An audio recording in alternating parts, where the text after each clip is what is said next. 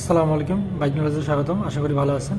তো যাদের class plate নষ্ট, আপনার ইঞ্জিনের যে কাভারটা আছে এটা না খুলে কীভাবে বুঝবেন যে আসলে ক্লাস প্লেট নষ্ট কিনা, কোন দুটো বিষয় আপনারা চেক করবেন, চলুন দেখাই দিচ্ছি। তো প্রথম যে বিষয়টা, টোরল, আপনার গাড়ির চালা অবস্থায় টোরল যেভাবে আপনি টানতেছেন সেই অনুযায়ী আপনার গাড়িটা দৌড়াচ্ছে না, ভাগতেছে না এবং গাড়ির মধ্যে খুব শক্তি লাগতেছে, সেই ক্ষেত্রে আপনার কিন্তু ক্লাস প্লেটটা নষ্ট হওয়ার সম্ভাবনা থাকে। আর দ্বিতীয় যে বিষয়টা হচ্ছে সেটা হচ্ছে আপনি বাইক চালু করে তৃতীয় গিয়ারে আপনার 3000 আরপিএমে কিছুক্ষণ চালাতে থাকবেন।